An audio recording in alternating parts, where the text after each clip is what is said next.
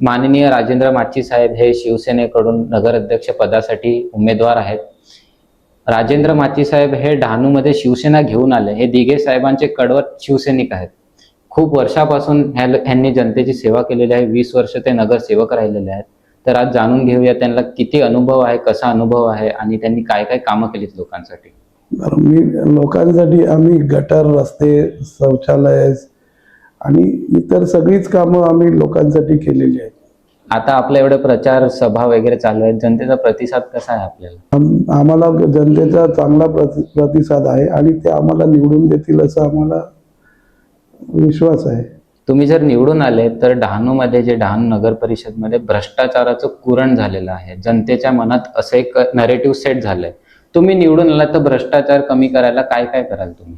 जे आमच्या निदर्शनात आलं तर आम्ही त्यांच्यावर कारवाई करू. आणि जर उद्या जाऊन तुम्हाला असं समजून आलं की तुमचा कोणता नगरसेवक किंवा काय भ्रष्टाचार करतोय तर तुम्ही त्याच्यावर काय ऍक्शन घ्याल? आम्ही त्यांच्यावर सुद्धा आम्ही असं कारवाई करू. आता तुम्ही जेवढे अवेलेबल आहात जनतेसाठी, निवडणुकीच्या आपल्याला दिसून येते की सगळेजण इकडे तिकडे धावपळ चालू आहे. निवडून आल्यानंतर पण एवढेच तुम्ही अवेलेबल राहाल का? मी आधी सुद्धा सगळ्या जनतेतच असायचो. ह्या पुढे सुद्धा आम्ही सगळ्या जनतेतच राहू आणि लोकांची कामं करू. तुमचे जे विरोधक आहेत भरत राजपूत, ते सतत तुमच्यावर टीका करत असतात की तुम्हाला धड बोलता येत नाही तर तुम्ही काम कसे काय करणार? आम्ही बोलण्यातून नाही तर आम्ही काम करून दाखवणारी लोक आहेत आणि आम्ही लोकांची कामं केलेली आहेत. अजून ते त्यांच्याकडून अशी टीका करण्यात येते की विरोधक जे आहेत ते आमचे कमजोर झालेले आहेत म्हणून ते सगळे एकत्र आलेले आहेत, असं करून ते सांगतायत. असं काही नाहीये. आम्ही सगळ्या लोक आमच्या सोबत आली म्हणून आम्ही त्यांच्या सोबत राहून काम करतोय. लोक जवळ आली तर चांगलंच आहे ना. तुम्ही डहाणूचे नगराध्यक्ष निवडून आल्यावर जनतेसाठी काय काय उपाययोजना करणार आहात आणि त्यांना आश्वासन कसं देणार? मी डहाणूचे सगळं जे डहाणू सुंदर बनवण्यासाठी गटर असेल, रस्ते असेल, साफसफाई असेल, शैक्षणिक सगळे काही कामं असतील ती सगळी कामं आम्ही करूया. तुम्ही जर निवडून आलात तर तुम्ही धर्मनिरपेक्ष राहून जनतेची सेवा कराल का? आम्ही असं कुठल्या धर्म आणि कुठल्या हे राहिलो नाही. आम्ही सगळ्या लोकात मिळून राहिलेलो आहे आणि आम्ही कामं करण्याच्या ह्याच्यावर असतो. मी गावाचं सेवक म्हणून काम करेन मी निवडून आल्यानंतर आणि लोकांच्या हितासाठी काम करेन.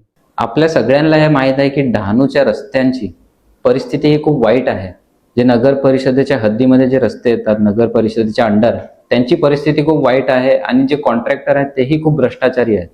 तुम्ही निवडून आल्यावर कॉन्ट्रॅक्टर बदलणार आहात का आणि ह्याच्यामध्ये काय उपाययोजना आणणार?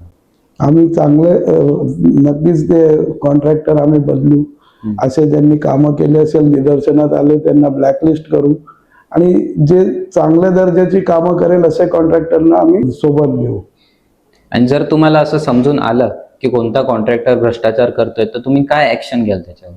त्याच्यावर कारवाई करून त्याचं लायसन रद्द करू, त्याला ब्लॅकलिस्ट करू. जसं की आपल्याला माहित आहे भरत राजपूत यांनी आपल्यावर टीका केलंय की लॉकडाऊनच्या काळात तुम्ही सगळे लपून बसलेले आणि भरत राजपूत हाच जनतेची सेवा करत होता. तुमचं याला प्रतिउत्तर काय आहे? असं काय नाही. आम्ही लोकांपर्यंत गेलो, लोकांना आम्ही जेवण पुरवलं. म्हणजे त्यांना जे जीवनावश्यक ज्या वस्तू आहेत त्या आम्ही लोकांच्या घरोघरी पोचवले. आम्ही सगळी कामं करोनामध्ये केली. त्यांनी काही केलं नाही, ते ऑफिसला बसून होते. आम्ही करोना वेळेत जी कामं केली त्याचा आम्ही फोटो काढून व्हिडिओ बनवून आम्ही व्हायरल केले नाही. हेच ते त्या लोकांनी काही न करता त्यांनी त्याचं हे केलं. इथे जे प्रांताकडून जे काही वाटप झालं ते त्यांनी सांगितलं की आम्ही वाटप करतो आणि त्यांनी त्याचं क्रेडिट घ्यायला त्यांनी असं हे केलं. भरत राजपूत यांनी असंही वक्तव्य दिलं की त्यांनी भरपूर कामं केलीत आणि तुमच्याकडे काही विषय नाही म्हणून तुम्ही त्यांच्या गाड्यांच्या ताफा वगैरे यांच्यावर बाउन्सरवर वगैरे विषय घेतात. नाही, असं काय, त्यांनी भरपूर कामं केली असती तर त्याला विरोधच कशाला असता लोकांचा. आणि त्यांनी लोकांची कामं केली नाही म्हणून लोक आमच्या सोबत आहेत. तर तुम्हाला काय वाटते, जर तुम्हाला टक्केवारीमध्ये मोजायला सांगितलं तुमची जिंकण्याची टक्केवारी किती आहे? डहाणूची जनताच आमच्या सोबत आहे. तेच आम्हाला म्हणताय तुम्ही निवडून येणार, म्हणजे आम्ही 100% निवडून येणार आहोत. भरत राजपूतनी असाच एक वक्तव्य करत असं सांगितलं की आमचे 27च्या 27 नगरसेवक निवडून येतील आणि मी सुद्धा नगराध्यक्ष निवडून येईल, कारण जनतेचा आम्हाला साथ आहे, असं त्यांनी म्हणलं होतं. आता आपल्याला हे 3 तारखेला तर कळणारच आहे कोण जिंकून येणार कोण नाही. आणि डहाणूमध्ये सगळी हवा कोणाची आहे हे लोकांनाही माहितीच आहे. आपल्या डहाणू नगर परिषदेमध्ये पिण्याच्या पाणीमध्ये अनियमितपणा आहे, म्हणजे वेळेवर येत नाही. कुठे कुठे 1 दिवस आड येते, कुठे कुठे 2 दिवस आड येते. तुम्ही जर निवडून आलात तर तुम्ही ह्याच्या सुधारणा आणाल का आणि कशी आणाल?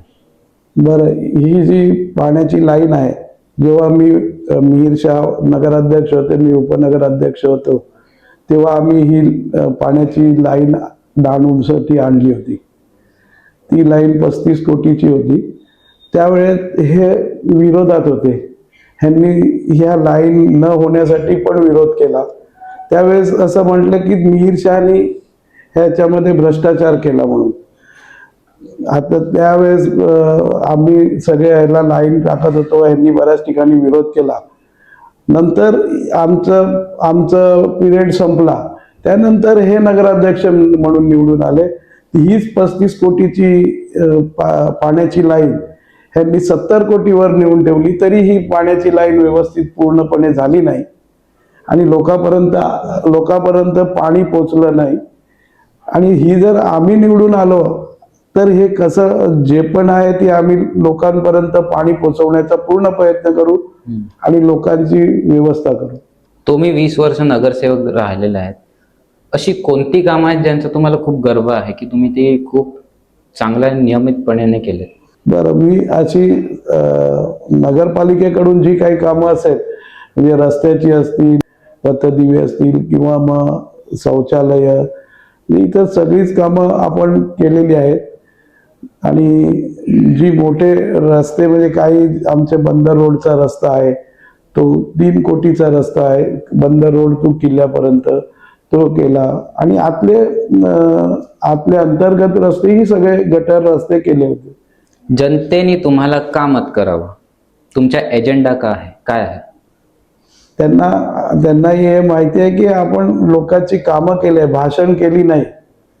आणि मी लोकांमध्ये असतो, लोकांचे सगळं जाणून घेतो, म्हणजे लोकांच्या व्यथा ऐकून घेतो, त्या सोडवण्याचा प्रयत्न करतो.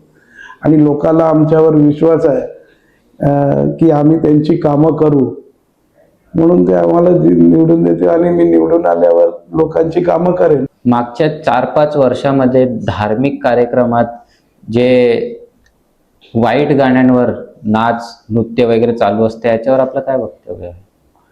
आता ते जसे त्यांचे विचार आहेत तसे त्यांचे कृत्य असणार ना. असं कुठे तरी मला वाटते का की हा महाराष्ट्र धर्म किंवा आपल्या धार्मिक कार्यक्रमांचा अपमान आहे? नक्कीच हा अपमानच आहे ना आपल्या धर्माचा. आपल्या डहाणूमध्ये खेडेपाड्यातल्या आदिवासी महिला येतात, भाजीपाला विक्री करतात, फळं विक्री करतात. उन्हातानात, ऊन असो किती पण पाऊस असो, ते बसून विक्री करतात आपलं घर चालवण्यासाठी. तुम्ही निवडून आल्यावर त्यांच्यासाठी काय मार्केट प्लेस तयार करणार आहात, काय प्लॅटफॉर्म तयार करणार आहात? बरं, आम्ही त्यांच्यासाठी कुठली तरी जागा शोधू जिथे त्यांची विक्री होऊ शकेल अशा ठिकाणी, आणि त्यांना तिथे आम्ही त्यांची शेड बनवून, मार्केट बनवून त्यांची व्यवस्था करू. गेल्या 12 ते 15 वर्ष आधी जे नगरपालिकेचं फिश मार्केटचा विषय आहे, तो फिश मार्केटचा विषय सुप्रीम कोर्टामध्ये होता. सुप्रीम कोर्टामध्ये डहाणू नगर परिषदेने त्यावेळेस आपला प्रतिनिधी नेमला नाही, म्हणून आपली केस आपल्या विरोधात गेली. त्यावेळेस त्यांचंच सरकार होतं, त्यामुळे सरकार म्हटलं तर नगरपालिकेत त्यांची बॉडी होती, त्या बॉडीनी तिथे प्रतिनिधी नेमला नाही आणि त्यामुळे आपलं नगरपालिकेचे फिश मार्केटचा विरोधात केस लागली. 2 तारखेला मतदान आहे, डहाणूची जनता मतदान करायला जाईल. तुम्ही त्यांना काय संदेश द्याल? त्यांनी काय विचार करून मतदान करावं? बरं, मी सगळ्या लोकात असतो. लोकांची कुठलीही कामं असेल, रात्री 1 वाजेल की 2 वाजेल, रात्री किती वाजता त्यांनी मला फोन केला तरी मी त्यांच्या कामासाठी हजर राहतो.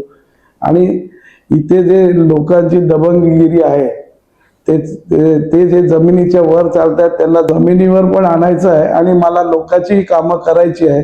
त्यासाठी मला लोकांनी निवडून द्यावं ही विनंती करतो. तुम्ही खूप काही अशी कामं आहेत जी करू नाही शकले आणि जे जनतेला जाणण्याची गरज आहे, ते तुम्ही सांगाल का? 5-6 कामाचं टेंडर झालं होतं, ते टेंडर त्यांनी रद्द केले द्वासे साहेबांच्या वेळेला. आमचा जेव्हा टर्म संपला आणि ते नगराध्यक्ष म्हणून बसले, त्यावेळेस द्वासे साहेब असताना त्यांनी ती कामं रद्द केले, टेंडर झालेली कामं. आणि त्याचप्रमाणे आमच्या गावातली स्मशान जी आम्ही 3 वेळा त्याचं सर्वे केला, त्याचं इस्टिमेट बनवलं, पण ती इस्टिमेट त्यांनी रद्द करायला लावले. जे आधी आम्ही घेऊन गेलो पंकज पारेख, ते स्वतःचे खर्च करून त्यांनी त्या स्मशानभूमी बनवण्याचा प्रयत्न हे केला, पण त्यांनी करू दिलं नाही.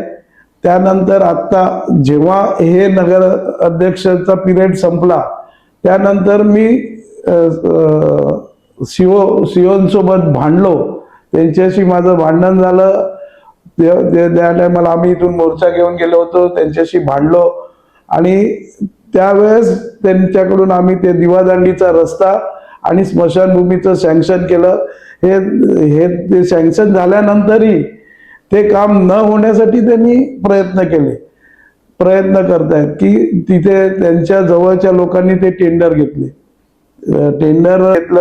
पण ती ते काम करणारी लोक आहेत ती भरतच्या जवळची लोक आहेत, राजेश पांचाल आणि त्याच्यासोबत दुसरे 2 असे लोक तिथे काम करायला आले. पण त्यांनी आज 7-8 महिने झाले त्यांनी तिथे काहीच काम केलं नाही. फक्त थोडंसं आले, थोडीशी साईड भिंत केली आणि काम तसंच रखडवून ठेवलंय. म्हणजे लोकांमध्ये आमच्याबद्दल द्वेष निर्माण झाला पाहिजे आणि आमच्या विरोधात लोक व्हायला पाहिजे, म्हणून त्यांनी ते तसं करायला लावलं. भरत राजपूत यांनी मागच्या निवडणुकीत निवडून येण्यासाठी असं एक आश्वासन दिलं होतं जनतेला की ते निवडून आल्यावर गॅसची पाईपलाईन करून देणार लोकांना, पण असं तर काही आपल्याला दिसलेलं नाही होताना. तुम्ही निवडून आल्यावर हे करून देणार का? त्यांनी आधीच्या वचनपत्रात त्यांनी सांगितलं होतं हे आम्ही काम करून देऊ, त्यांनी ते केलं नाही. पण आम्ही ते काम गॅस लाईनचं काम जर लोकांना चांगलं असेल तर ते आम्ही करून देऊ. आज आपण जनतेचे प्रश्न मांडलेले आहेत आपले शिवसेनेचे उमेदवार राजेंद्र माची साहेब यांच्या समोर, आणि त्यांनी आपला वेळ काढून ह्याच्यासाठी टाइम दिला जनतेच्या प्रश्नांची उत्तरं देण्यासाठी. याच्यासाठी मी त्यांचा खूप आभार मानतो. धन्यवाद.